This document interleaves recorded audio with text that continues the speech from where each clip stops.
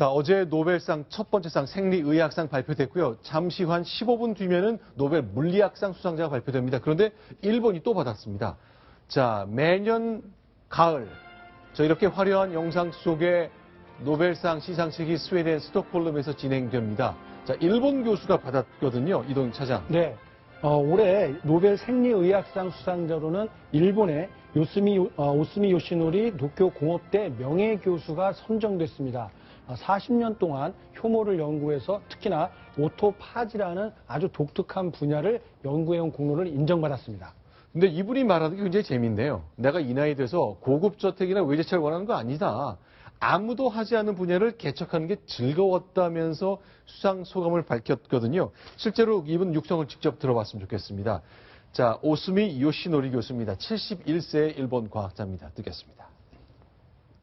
大きなきっかけになったということであれば、私は基礎生物学者として、この上もない、幸せなことだと思っています。一つだけ強調しておきたいことは、私がこの研究を始めたときに、オートファジーが必ずがんにつながるとか、人間の寿命の問題につながるということを確信して始めたわけではありません。基礎科学の重要性をもう一度強調しておきたいと思います。 응용과학이 아니라 기초과학 연구의 중요성을 다시 한번 강조했다. 그런데 이제 생리의학이다 보니까 저희가 굉장히 어려운 분야를 좀 소개해드려야 될 것 같은데 간단하게 저희 영상 중심으로 좀 말씀을 드리겠습니다. 이동영 차장. 예, 오토파지라는 현상이 뭐냐면요.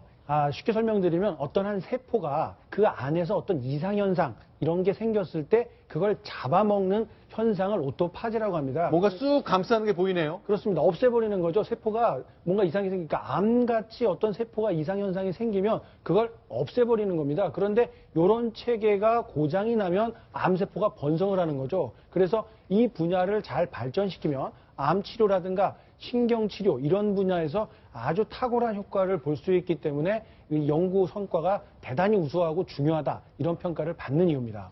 자, 이제 노벨상 받는데 우리 고등학교나 대학교 가면 빈 동상을 세워놓은 흉상을 세워놓을 빈 곳도 마련하고 그러잖아요. 그렇습니다.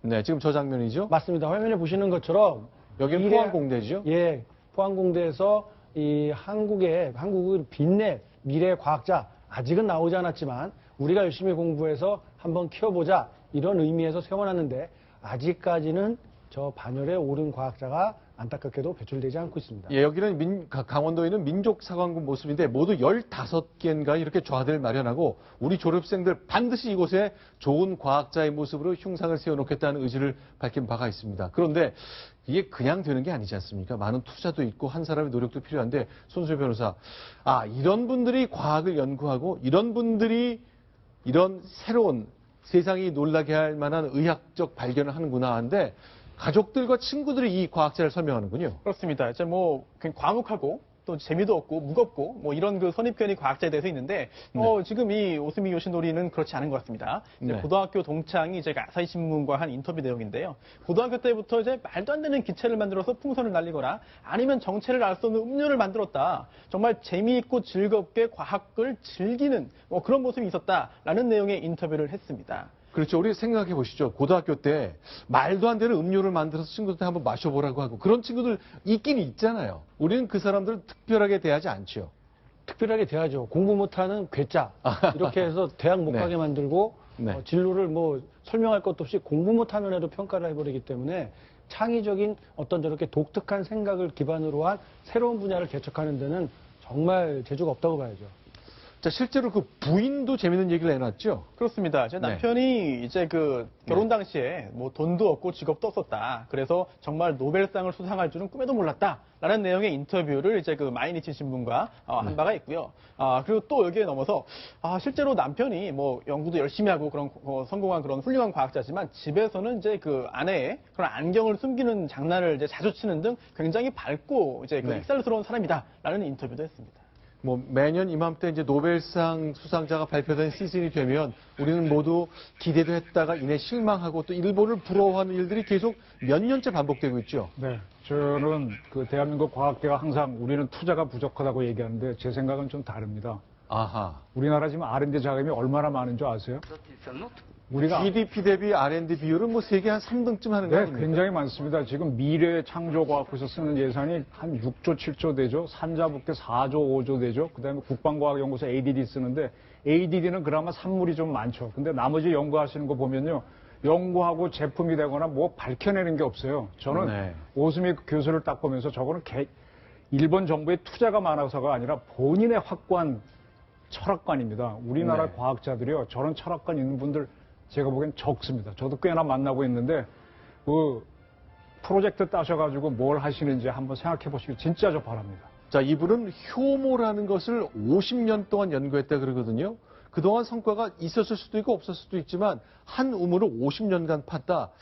글쎄요. 그러면 한국에서는 연구자들 사이에 좀 답답하다는 얘기를 듣지 않을까 싶은데. 분명히 이 오스미 부인 말씀은 답답한 남편이라고 표현이 된 겁니다. 네. 아까 보면. 그런데 재밌게 살지 않습니까? 근데 네. 우리는 이러한 과학자가 과연 있느냐. 이건 개인 철학 문제입니다. 일본은 장인 정신이 있고 자기 일에 대해서 프라우드해서 끝까지 가는데 우리는 시류를 많이 타거든요.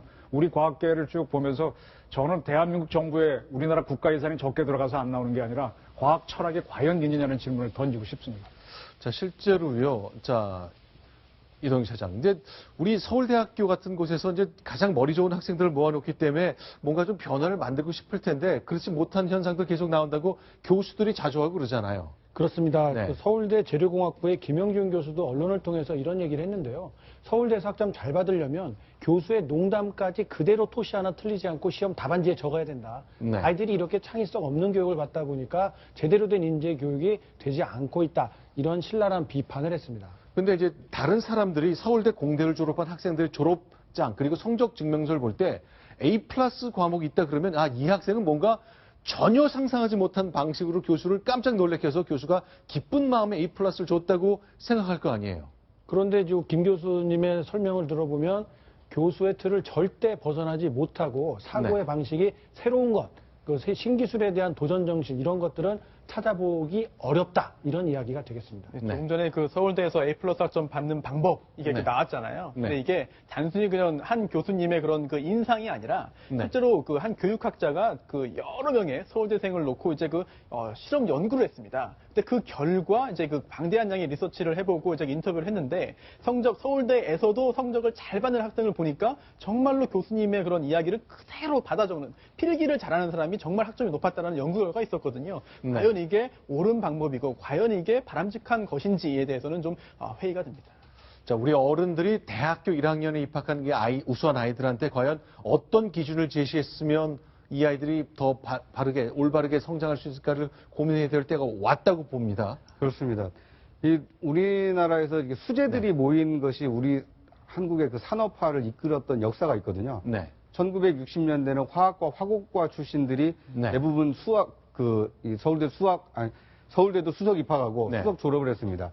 그런 인재들이 1970년대 중화학공업을 일으키는데 굉장히 밑거름이 됐고요. 네. 70년대에는 토목과 건축과 출신들이 굉장히 주름 잡았습니다. 이런 사람들이 리비아 대수로 공사 같은 어려운 공사를 하면서 한국 경제를 일으켰거든요. 네. 80년대에는 물리학과 전자공학과 출신들이 수석을 차지하지 않았습니까? 또 네. 많은 인재들이 몰렸고요. 그 사람들이 지금 반도체 전자신화를 이뤘는데 1990년대 이후에 지금 의대가 계속 20년 이상 많은 인재들이 모이고 있는데 요새는 그 그러면 농담 인재- 섞어 얘기하면 피부과와 성형외과. 그렇습니다. 그런데 그 인재들이 왜 그곳으로 몰리느냐? 한국 경제에 기여하기 위해서냐? 아니면 자기의 라이센스를 따서 잘 먹고 잘 살려고 하는 거냐? 뭔가 이 교육에 대한 어떤 철학과 인식이 바뀌지 않으면 우리가 노벨상을 늘 다른 나라의 그 수상 소식을 접하면서 좀 안타까워하고 부러워해야 되는 이것을 좀 벗어나지 못할 것 같습니다. 저는 생각이 조금 다른데요. 네. 지금 자꾸 노벨상 문제 나오면 학생 문제로 돌리거든요. 네.